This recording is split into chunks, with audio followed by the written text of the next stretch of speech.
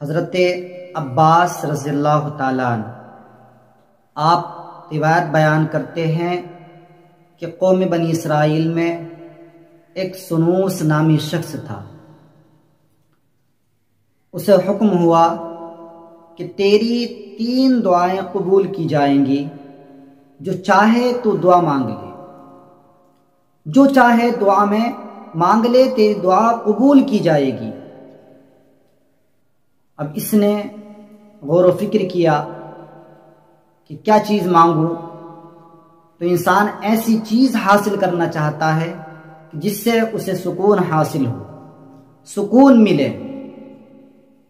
تو اس نے دیکھا کہ بنی اسرائیل کی عورتیں خوبصورت ہیں، اور اس کی جو بیوی تھی وہ ان سے کم خوبصورت تھی۔ تو اس نے چاہا کہ میں دعا کروں کہ میری بیوی خوبصورت ہو جائے، تاکہ میں اپنی بیوی کو دیکھوں تو میں خوش ہو جایا کروں۔ اس نے دعا کی کہ میری بیوی خوبصورت ہو جائے، حسین ہو جائے۔ اس نے دعا کی، اس کی دعا قبول ہو گئی۔ اس کی دعا قبول ہوئی، بیوی حسین و جمیل ہو گئی۔ جتنی قوم بنی اسرائیل کی عورتیں تھیں، سب سے زیادہ حسین و جمیل یہ ہو گئی، سب سے زیادہ حسن والی ہو گئی، سب سے زیادہ خوبصورت ہوئی۔ جب اس نے اپنی خوبصورتی کو دیکھا، اپنے حسن و جمال کو دیکھا، تو اسے غرور آ گیا، اسے تکبر آ گیا۔ اب اتنا غرور چڑھا اسے کہ جو اس کی نظر میں اس کے شوہر کی اہمیت تھی وہ ختم ہو گئی، جو حیثیت تھی، جو وقار تھا، سب ختم کر دیا۔ اب شوہر کی کوئی حیثیت اس کی نظر میں نہیں رہی، کوئی وقار نہیں رہا۔ خوبصورتی ہونے کی وجہ سے اس نے اپنے شوہر کی نافرمانی کرنا شروع کر دی۔ آج ایسا ہوتا ہے معاشرے میں، دیکھیے آپ کو دیکھنے کے لیے ملے گا کہ اگر شوہر تھوڑا کم خوبصورت ہو اور بیوی تھوڑی خوبصورت ہو تو اس کی نظر میں شوہر کی کوئی اہمیت نہیں ہوتی ہے، اسے کوئی اہمیت نہیں دیتی ہے۔ یہی اس نے کیا کہ اپنے شوہر کی نافرمانیاں کرنا شروع کر دی، شوہر کی بات کو ٹالنا شروع کر دیا، اور حد یہ ہو گئی کہ شوہر کو ستانا شروع کر دیا۔ کوئی حیثیت نہیں رہی اس کی نظر میں، ستانا شروع کر دیا۔ اور جب انسان تکلیفوں سے گزرتا ہے، اور سب سے بڑی پریشانی انسان کے لیے کیا ہوتی ہے کہ خود اس کی بیوی اس کو عزت نہ دے، اس کو اہمیت نہ دے، یہ سب سے بڑی اس کے لیے پریشانی کی بات ہوتی ہے۔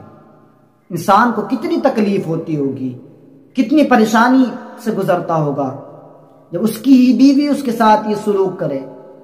اب یہ بہت پریشان ہو گیا، سمجھایا، نہیں مانی، اس نے نافرمانی کرنا شروع کی، ستانا شروع کیا۔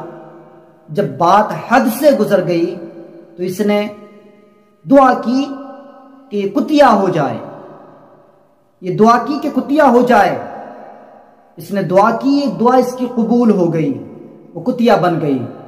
بچوں نے دیکھا کہ ان کی ماں کتیا بن گئی، بچے پریشان ہو گئے، بچے پریشان ہو گئے، اپنے باپ کے پاس آئے، سفارش کرنے لگے کہ دعا کیجئے ہماری ماں جس حال میں پہلے تھی ویسے ہی ہو جائے۔ جب بچوں نے اس سے سفارش کی تو اس نے دعا کی، الہی جو اس کی پہلی حالت تھی اسے پہلی حالت میں کر دے۔ اب دعا کی، اس کی دعا قبول ہو گئی، جو پہلی حالت تھی، جس حالت میں پہلے تھی اسی طرح ہو گئی، حسن و جمال ختم ہو گیا۔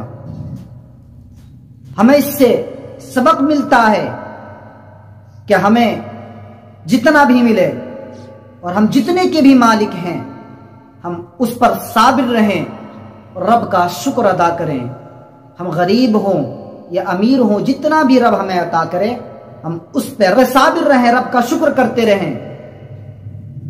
اور یہ دنیا کا حسن و جمال، دوستو نوجوانوں تم سے کہنا چاہوں گا، خاص کر آج تم حسن دیکھتے ہو، حسین و جمیل، جب تم کسی کو دیکھتے ہو فریفتہ ہو جاتے ہو. یہ دنیا کا حسن جو ہے یہ بوال جان بن جاتا ہے.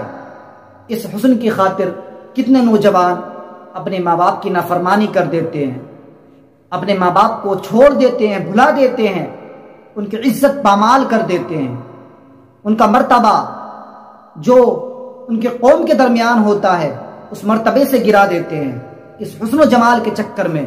کسی کا حسن و جمال دیکھ کر کے یہ جوان بے قرار ہو جاتے ہیں، بے چین ہو جاتے ہیں، ان سے رہا نہیں جاتا ہے. ان نوجوانوں تم سے کہنا چاہوں گا کہ یہ حسن و جمال جو دنیا کا ہے یہ بوال جان بن جاتا ہے. کچھ دنوں کے لیے تمہیں اچھا لگتا ہے، اچھا محسوس ہوتا ہے، لیکن کچھ دنوں کے بعد یہی جو حسن و جمال تم دیکھ کر کے فریفتہ ہوئے تھے یہ تمہارے لیے بوال جان بن جاتا ہے. ان چیزوں سے باز رہو، بچنے کی کوشش کرو اور اپنی آخرت کا انتظام کرو.